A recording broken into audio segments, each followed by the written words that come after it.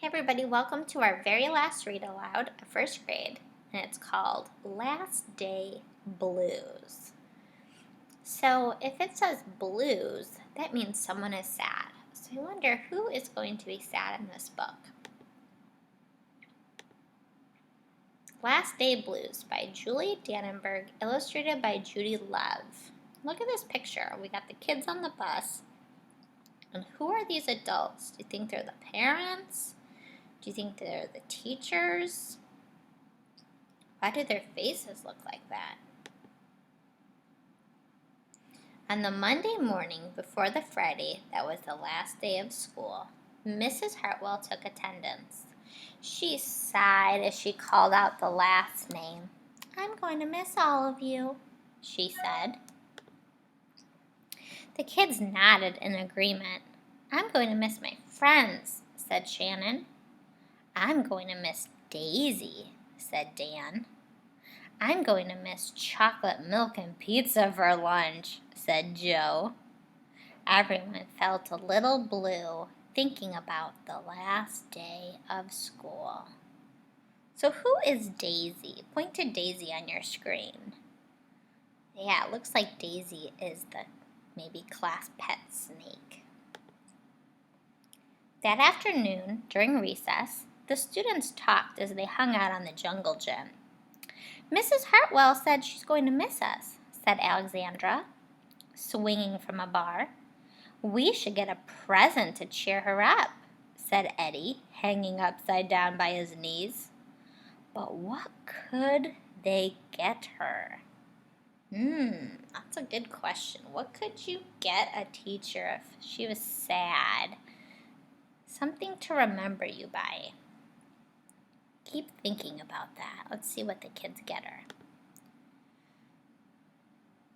"I could give her the rest of my sandwich. It's my mom's bologna special," said Josh. Do you think a teacher would like your bologna sandwich? Or a coffee cup, or a new pen, the kind with feathers and beads. The students thought and thought, but couldn't come up with one single idea that they all agreed on. "We'll think of something tomorrow," Eddie assured everyone as they lined up at the drinking fountain. On the Tuesday, before the Friday that was the last day of school, Mrs. Hartwell read the final page of their last read-aloud book. "Oh, I'm going to miss circle time," said Mrs. Hartwell. "I'm going to miss science," said Emily. "I'm going to miss seeing Mrs. Hartwell wear her safety goggles during science," said Jack, giggling. And so, before they got too sad, Mrs. Hartwell put on her safety goggles one last time, just for fun. Why did Mrs. Hartwell put on her glasses right then? Because the kids were getting sad, so she wanted to make them laugh. And look at the reflection. It looks like it worked. "We definitely need to cheer Mrs. Hartwell up," said Andy during recess as he jumped out of a swing. "Any ideas about a present?" Eddie asked. "Nope," they all answered back. On the Wednesday, before the Friday, that was the last day of school, Mrs. Hartwell brought in super-duper sugar cookies with extra frosting. "I'm going to miss snack time, but I can't wait for barbecues by the pool," said Jack. "I'm going to miss recess, but I can't wait to play hide and seek outside after dinner," said Alexandra. "I'll miss school, but I can't wait for summer vacation," said Josh. The class discussed their summer plans and drowned their last day blues with another round of milk and sugar cookies. So look, they drew what they're going to do in the summer. "I'm going fishing. I'm going to the beach." And this kid, look at, he wants to go to Egypt. That's a far way away. So I like how they're saying what they're going to miss, but then what they're happy about. That's looking at the bright side. So you could say, "I'm going to miss school, but I can't wait to swim this summer in the hot weather." "I don't know whether to be happy or sad today. Andy said the minute they all arrived at the jungle gym. Mrs. Hartwell is sad, said Olivia. She probably doesn't want the year to end. While we're swimming, she'll be reading her old lesson plans, said Walker. And while we're playing, she'll be trying to remember the fun times we had this year, said Dan. And that's when an idea zipped, zapped, and zinged through Eddie's brain. I know exactly what will cheer her up, Eddie said, jumping down from the jungle gym. The class agreed. It was perfect. Ooh, what do you think's a perfect gift for a sad teacher that's going to miss you? And then do you think your teacher, Mrs. Bronzegby, do I feel this way? Am I super sad to say goodbye to you? I am super sad. Usually I cry the last day of school. On the Thursday, before the Friday, that was the last day of school, Eddie raised his hand right after Mrs. Hartwell started language arts. We need some privacy, please, he said. Okay, look at the kids are doing. What do you think they're making there? And so Mrs. Hartwell took down bulletin boards with her back to the class. She never even peeked. Well, only once. On the morning of the Friday, that was the last day of school, the students dashed into the classroom. I like that verb, dashed. It doesn't just keep saying ran. They snapped open the shades for the very last time. They did their chores for the very last time. They fed Daisy for the very last time. And as soon as the bell rang, they couldn't wait for Mrs. Hartwell to see her present for the first time. Now check this out. I see some details in here. It looks like we got some flowers and a plant and a present. Oh, look at an apple. And then maybe this is going to be a letter. And look at this girl's present. Look at that big basket. I wonder if it's one of those or something else. Here it is. The last day of school makes us so blue. We'll miss recess and pizza and reading too.